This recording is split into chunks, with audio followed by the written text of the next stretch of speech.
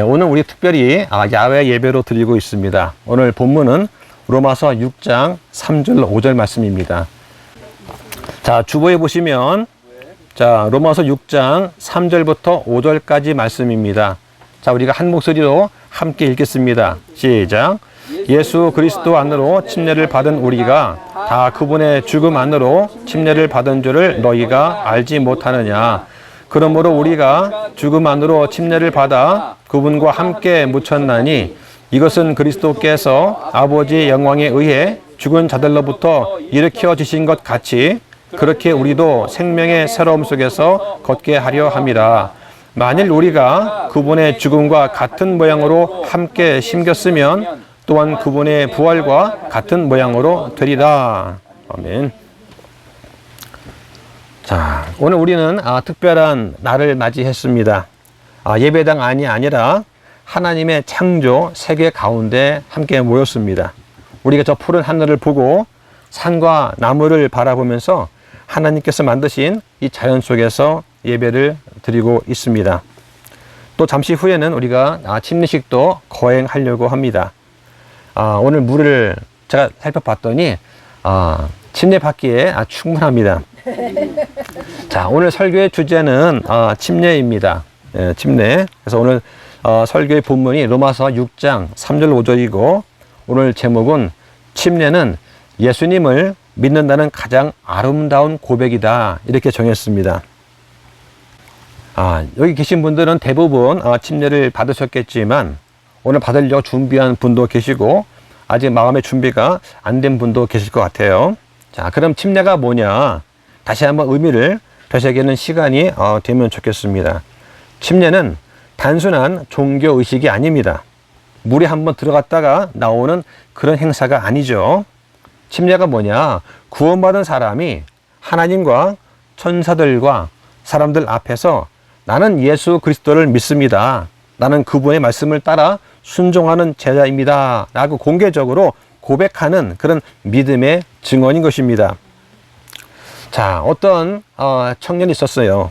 근데 이 청년이 예수님을 믿고 구원을 받았습니다. 자, 그런데 성경 말씀대로 이제 침례를 받으려고 하니까 가장 먼저 가족들이 반대를 하는 거예요. 그냥 교회만 다니면 되지 왜 구태여 그런 걸 받으려고 하느냐. 그럴 때 이 청년이 이렇게 말을 했습니다. 예수님께서 나를 위해 십자가에서 공개적으로 죽으셨는데 나는 왜 사람들 앞에서 예수님을 믿는다고 몸으로 증언할 수가 없는 것입니까? 라고 한 것이죠. 그래서 이 청년은 침례를 받았습니다. 침례는 단순히 물에 들어가는 행위가 아니라 예수님을 사랑한다는 온몸의 고백인 것입니다. 때는 이 물이 차가울 수 있습니다. 생각보다 깨끗하지 않을 수도 있어요. 예수님께서 당시에 침례 받던 그 요르단 강물은 자연 상태의 강이었습니다. 아마 맑은 계곡물은 아니었을 것입니다. 오히려 강바닥에는 많은 퇴적물이 있었던 그런 흐렸던 강이었을 것입니다. 우리로 말하면 낙동강이나 금우강처럼 흙탕물이 섞여 있는 자연 상태의 강물이었을 것입니다. 열왕기하 5장에 보면 시리아 사람 나아만 장군이 나오는데 이런 말을 합니다.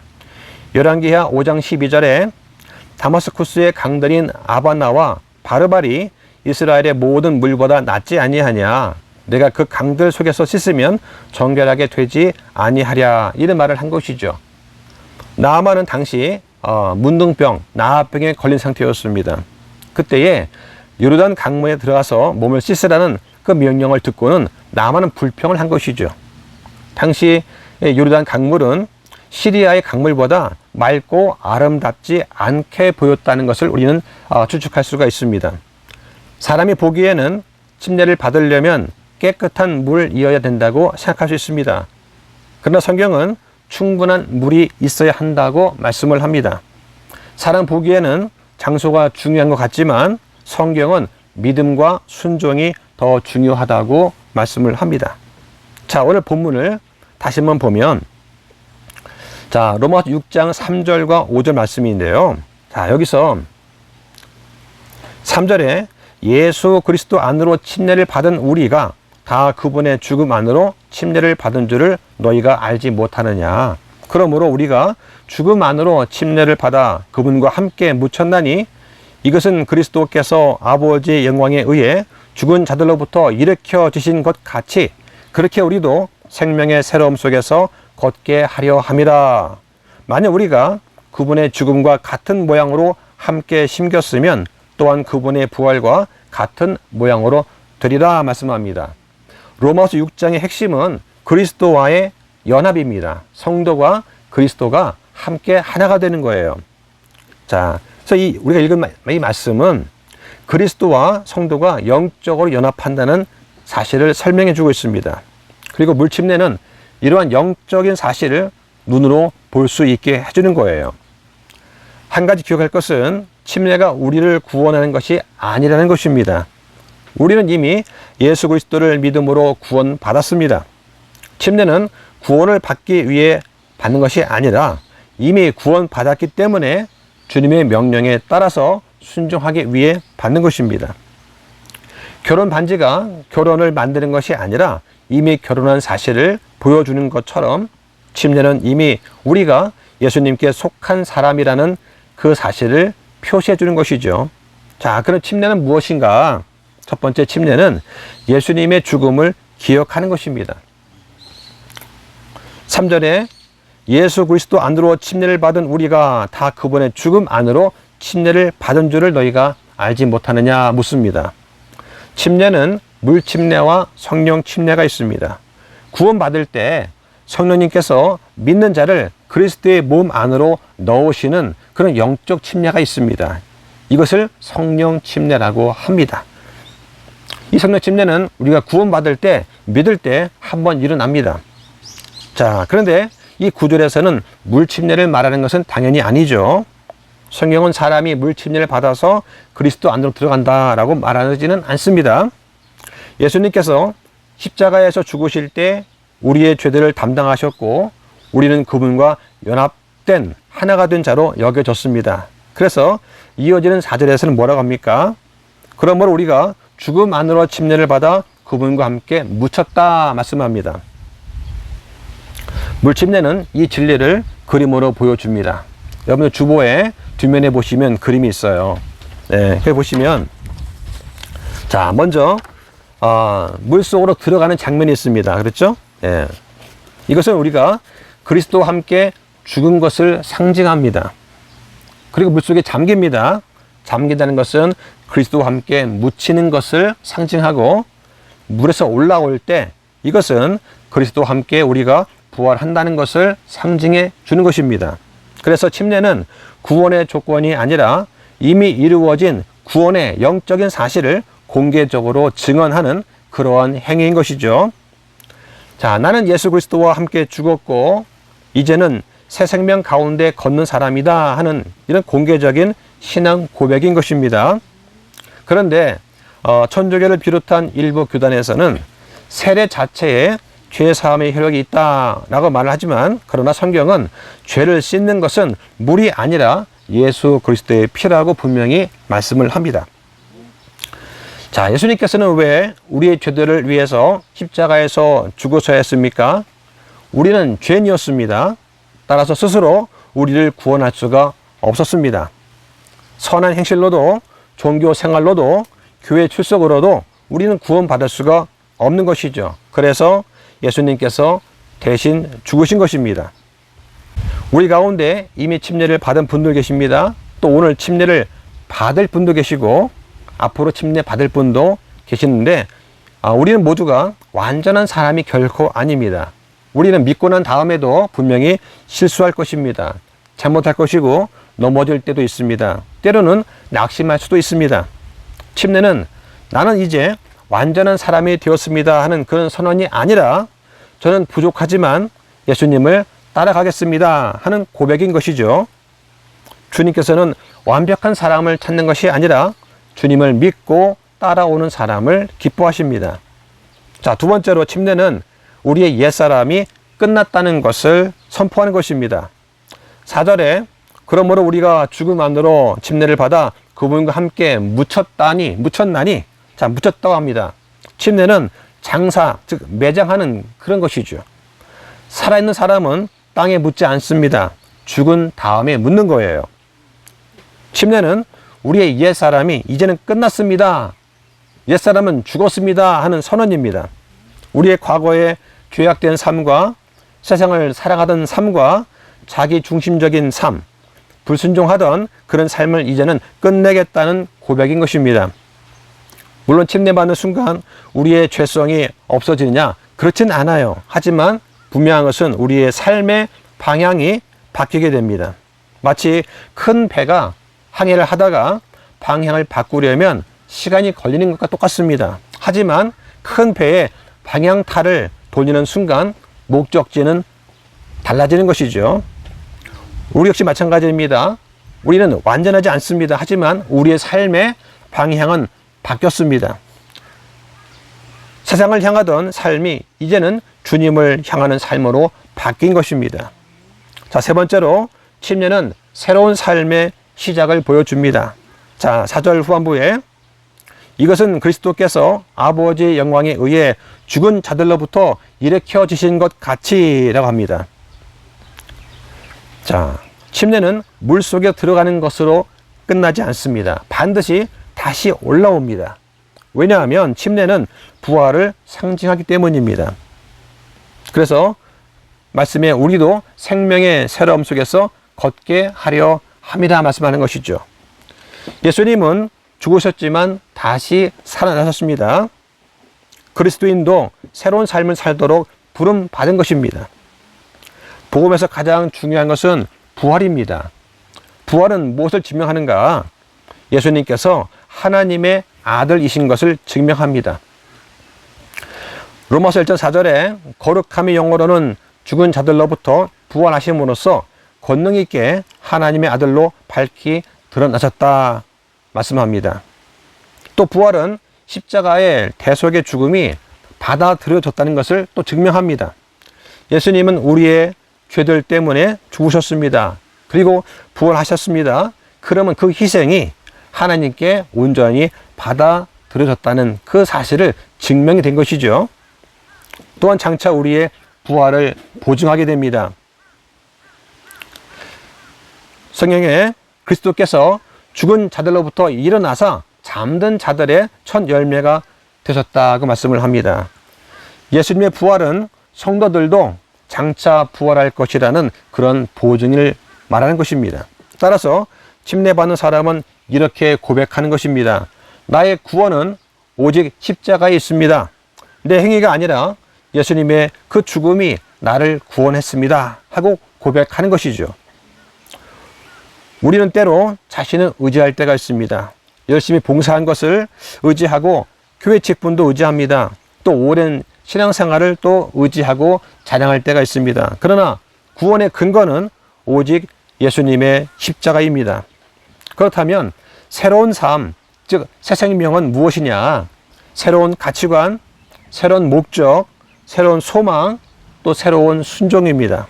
예를 들면 믿고 난 다음에 우리의 말이 달라집니다. 예전에는 세상의 이야기만 했지만 지금은 예수님 이야기를 합니다. 우리 교제하면서 보면 우리 이철호 형제님이 예수님을 증언할 때가 있습니다. 얼마나 보면 놀라울지 몰라요. 네. 또 가정이 바뀝니다. 권위적인 가정에서 대화하고 서로 이해하는 가정이 됩니다. 돈 쓰는 방식이 바뀝니다. 주님께서 주신 것을 주님께 돌려드린다는 그런 마음이 우리 안에 생기게 됩니다. 또 주일을 대하는 태도가 달라집니다.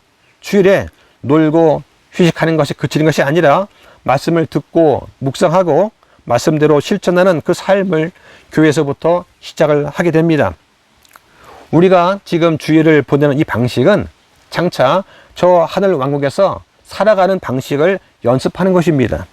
성도의 교제와 기쁨과 감사와 찬송으로 하루를 보내는 것, 이것이 바로 천국의 삶인 것입니다. 예전에는 나 자신을 위해 살았습니다. 근데 이제는 주님을 위해 살고 싶어집니다. 예전에는 세상 것이 가장 중요했습니다. 근데 이제는 하나님의 뜻이 가장 중요하게 되는 것입니다. 자, 네 번째로 침례는 공개적인 신앙 고백입니다. 성경에서 침례는 언제나 공개적이었습니다. 에티오피아의 내시도 공개적으로 침례받았습니다. 빌립보의 간수도 공개적으로 침례받았습니다. 침례는 나는 이제부터 예수님 편에 서겠습니다 하는 선언입니다. 오늘 침례받는 성도님께 말씀을 드립니다. 여러분이 물속에 들어갈 때는 혼자 들어가는 것 같지만 혼자가 아닙니다. 여러분보다 먼저 이 길을 걸어간 수많은 성도들이 있었습니다. 그리고 무엇보다 주 예수 그리스도께서 여러분보다 먼저 그 길을 걸어가셨습니다. 오늘 침례가 여러분 인생에서 결코 잊지 못하는 믿음의 이정표가 되기를 바랍니다. 자, 그럼 침례는 꼭 받아야만 되는가? 침례는 선택사항이 아니라 믿음으로 순종하는 것입니다. 구원을 받기 위해 침례받는 것이 아니라 구원을 받았기 때문에 침례를 받는 것입니다. 그리고 예수님께서 명령하셨기 때문에 거기에 순종하는 것입니다. 마태복음 28장 19절에 그러므로 너희는 가서 모든 민족들로 가르치고 아버지와 아들과 성령 이름으로 침례를 주라고 말씀을 하십니다. 예수님도 침례자 요한한테 침례를 받으셨습니다. 예수님도 이 침례의 규례에 순종하셨기 때문에 마땅히 우리도 순종하는 것입니다. 자, 그럼 침례는 어떻게 하면 받을 수가 있느냐? 성경에 보면 침례를 주는 그런 과정이 나옵니다. 에티오피아의 내시가 침례를 받을 때 빌립이 이렇게 말합니다. 만일 그대가 마음을 다하여 믿으면 받을 수 있느니라 하매 내시가 응답하이르되 예수 그리스도께서 하나님의 아들이심을 내가 믿노라 고백을 하죠. 자, 빌립은 이 에티오피아 내시가 침례를 받고 싶다가 하자 곧바로 침례를 준 게 아닙니다. 먼저 침례 조건은 뭐냐? 만일 그대가 마음을 다하여 믿으면 받을 수 있다는 것입니다. 그런데 개역성경에는 이 구절이 없어요. 이 구절 통째로 삭제되어 있습니다. 침례를 받으려면 먼저 복음을 이해해야 됩니다. 마음으로 믿어야 됩니다. 무엇을 믿습니까? 예수 그리스도께서 하나님의 아들이신 걸 믿는 거예요. 그리고 예수 그리스도를 고백해야 됩니다. 뭘 고백하느냐? 예수님께서 나의 유일한 구원자이시다. 예수님께서 내 죄를 대신 속죄하셨다 하는 그 사실을 믿는 거예요. 오늘 침례 받는 뿐만 아니라 이미 오래전에 침례 받은 우리한테도 말씀을 드립니다. 우리는 침례 받은 사람답게 살아가야 하겠습니다. 생명의 새로움 가운데 걸어야 되겠습니다. 세상보다 주님을 더 사랑해야 됩니다. 그리고 처음 사랑을 잊지 말았으면 좋겠습니다. 자, 말씀을 정리하겠습니다. 우리가 말로만 믿는다고 할 수는 있습니다. 그런데 침례는 우리의 몸으로 드리는 우리의 신앙 고백입니다.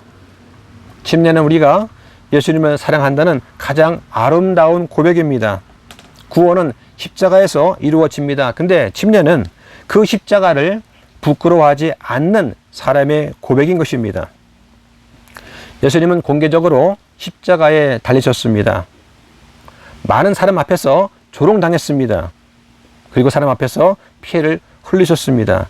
그렇다면 믿는 우리도 사람들 앞에서 나는 예수님을 믿습니다 고백하는 것이 당연할 것입니다. 침례는 물에 들어가는 행위가 아니라 주님 편에 서겠다는 그러한 선언입니다. 나는 그리스도를 부끄러워하지 않습니다. 나는 예수님의 사람입니다 하고 선언한 것입니다. 자, 잠시 후에 우리는 침례식을 보게 됩니다. 어떤 사람한테는 그냥 물에 들어갔다가 나오는 것처럼 보일 수 있지만 그러나 저 하늘에서는 분명히 다르게 보실 것입니다. 오늘 침례받는 성도는 이렇게 고백하는 것입니다. 예수님, 저는 주님을 믿습니다. 예수님, 저는 주님께 속한 사람입니다. 예수님, 저는 부족하지만 앞으로 주님을 따라가겠습니다.